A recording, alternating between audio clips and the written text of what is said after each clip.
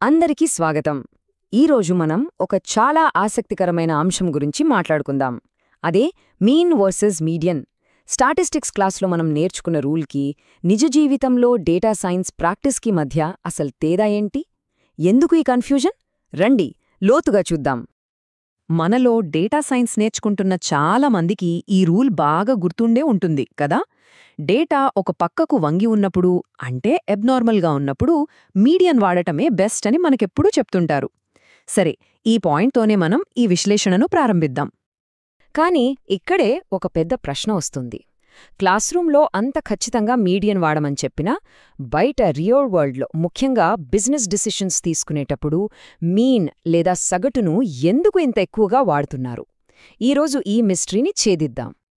సరే, ఆ పెద్ద ప్రశ్నకు సమాధానం వెతికే ముందు ఒకసారి బేసిక్స్ని త్వరగా రిఫ్రెష్ చేసుకుందాం. సెంట్రల్ టెండెన్సీకి సంబంధించిన ఈ 3 ముఖ్యమైన కొలతల గురించి ఒకసారి గుర్తుచేసుకుందాం. ఓకే, మీన్ అంటే మనందరికీ తెలిసిన యావరేజ్, అన్ని విలువలని కలిపి వాటి సంఖ్యతో భాగిస్తాం. మీడియన్ అంటే డేటాని ఒక ఆర్డర్లో పెట్టినప్పుడు సరిగ్గా మధ్యలో ఉండే విలువ. ఇక మోడ్ అంటే డేటాలో అన్నింటికన్నా ఎక్కువసార్లు రిపీట్ అయ్యే విలువ అన్నమాట. ఇది ఎక్కువగా పాపులర్ ప్రోడక్ట్ ఏది అని తెలుసుకోవడం లాంటి వాటికి ఉపయోగపడుతుంది. ఇప్పుడు అసలు కథలోకి వద్దాం. డేటా డిస్ట్రిబ్యూషన్ అంటే డేటా పంపిణీ ఎలా ఉందనే దానిపై ఈ 3 కొలతలు ఎలా మారిపోతాయో, అవి మనకు ఎలాంటి వేర్వేరు కథలు చెప్తాయో అర్థం చేసుకుందాం. ఒక్కసారి ఓ పర్ఫెక్ట్ ప్రపంచాన్ని ఊహించుకోండి. ఇక్కడ డేటా అంతా ఒక గంట ఆకారంలో, అంటే బెల్ కర్వ్లా రెండు వైపులా సమానంగా పరుచుకొని ఉంది. దీన్నే మనం నార్మల్ డిస్ట్రిబ్యూషన్ అంటాం. ఇది ఒక ఆదర్శవంతమైన పరిస్థితి. చూసారుగా, ఇలాంటి పర్ఫెక్ట్ సిచ్యువేషన్లో ఈ 3 కొలతలు ఒకే చోట ఉంటాయి, అన్నీ ఒకే విలువను సూచిస్తాయి. కానీ మనకు తెలుసు కదా, రియల్ లైఫ్ చాలా అరుదుగా ఇంత పర్ఫెక్ట్గా ఉంటుంది. ఇక్కడే అసలు ట్విస్ట్ మొదలవుతుంది. మీన్ అనేది అవుట్లయర్లకి, అంటే చాలా పెద్ద లేదా చాలా చిన్న విలువలకి చాలా సెన్సిటివ్గా ఉంటుంది. ఒక్క పెద్ద విలువ చాలు మొత్తం సగటుని అమాంతం పెంచేయడానికి. కానీ మీడియన్, మోడ్ అంత సులభంగా ప్రభావితం కావు. అవి కాస్త మొండివి అన్నమాట. చూడండి, డేటా తోక కుడివైపుకు సాగితే దాన్ని పాజిటివ్ స్క్యూ అంటాం. అంటే కొన్ని పెద్ద అవుట్లయర్లు మీన్ను కుడివైపుకు లాగేస్తున్నాయనర్థం. అందుకే ఇక్కడ మీన్ మీడియన్ కంటే ఎక్కువగా ఉంటుంది. అలాగే తోక ఎడంవైపుకు ఉంటే అది నెగటివ్ స్క్యూ. ఇక్కడ మీన్ విలువ మీడియన్ కన్నా తక్కువగా ఉంటుంది. ఈ సంబంధం మన విశ్లేషణకు చాలా ముఖ్యం.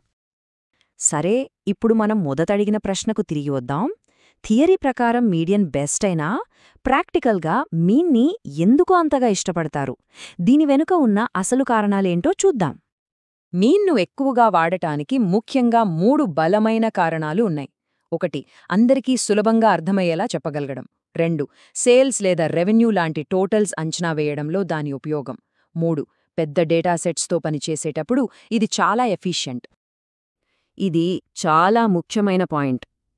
మనం డేటా సైంటిస్టులం కాని వాళ్లతో, అంటే మన క్లయింట్స్ లేదా మేనేజర్లతో మాట్లాడేటప్పుడు సగటు లేదా యావరేజ్ అనే పదం చాలా తేలికగా అర్థమవుతుంది. మధ్యగతం అంటే వాళ్ళు కొంచెం కన్ఫ్యూజ్ అవ్వొచ్చు. కమ్యూనికేషన్ చాలా ముఖ్యం కదా. ఇక్కడ ఈ తేడాని జాగ్రత్తగా గమనించాలి. నెక్స్ట్ మంత్ టోటల్ సేల్స్ ఎంత ఉండొచ్చు అని అడిగితే మనకు ఖచ్చితంగా మీన్ కావాలి. ఎందుకంటే ప్రతి ఆర్డర్, అది చిన్నదైనా పెద్దదైనా, టోటల్ మీద ప్రభావం చూపిస్తుంది. కానీ ఒక టిపికల్ కస్టమర్ ఆర్డర్ సైజ్ ఎంత అని అడిగితే అప్పుడు మీడియన్ సరైన సమాధానమిస్తుంది. ఎందుకంటే అది ఎక్స్ట్రీమ్ ఆర్డర్ల ప్రభావాన్ని తొలగిస్తుంది. వావ్, ఇది చాలా పవర్ఫుల్ ఉదాహరణ కదా. ఇన్సూరెన్స్ కంపెనీలు కేవలం టిపికల్ క్లెయిమ్స్ చూసుకుంటే సరిపోదు. అప్పుడప్పుడు వచ్చే కొన్ని భారీ క్లెయిమ్స్ మొత్తం కంపెనీ ఆర్థిక వ్యవస్థనే తలక్రిందులు చేయగలవు. అందుకే వాళ్లు ఎప్పుడూ మొత్తం రిస్క్ను లెక్కలోకి తీసుకుంటారు. దానికి మీన్ మాత్రమే సహాయం పడుతుంది. ఇప్పటిదాకా మీన్ గురించి చాలా మాట్లాడుకున్నాం.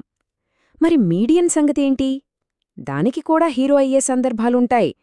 కొన్నిసార్లు మీడియన్ మాత్రమే మనకు అసలు కథను చూపిస్తుంది. అవేంటో ఇప్పుడు చూద్దాం. ఒక కార్ ఇన్ఫోటైన్మెంట్ సిస్టమ్ టెస్ట్ ఉదాహరణ చూద్దాం. సిస్టమ్ బిలో చాలామంది యూజర్లు ఒక పనిని త్వరగా పూర్తి చేశారు, కాని ఇద్దరు మాత్రం చాలా ఎక్కువ సమయం తీసుకున్నారు. దీనివల్ల మీన్ 29.75 సెకండ్స్లకు పెరిగిపోయింది.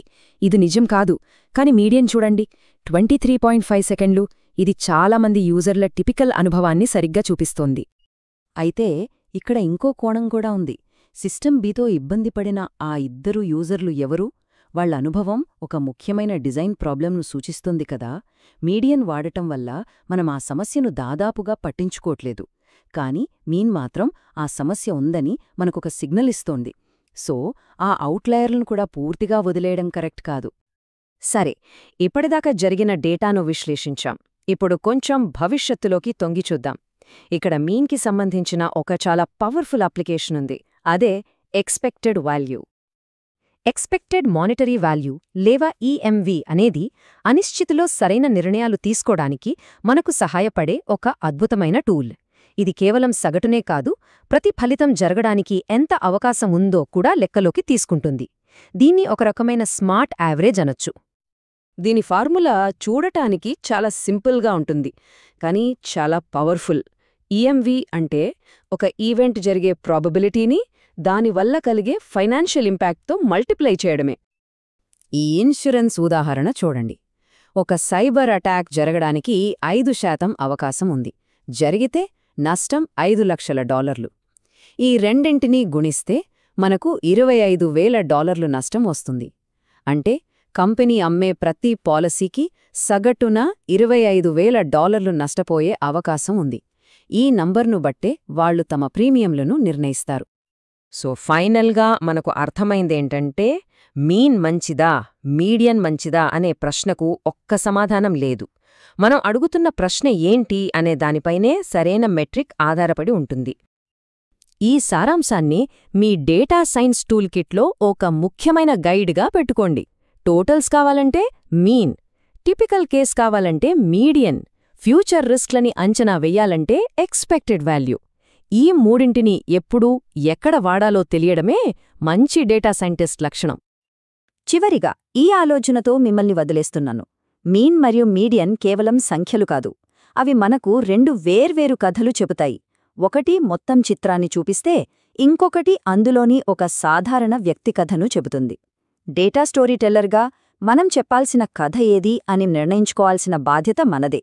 ధన్యవాదాలు.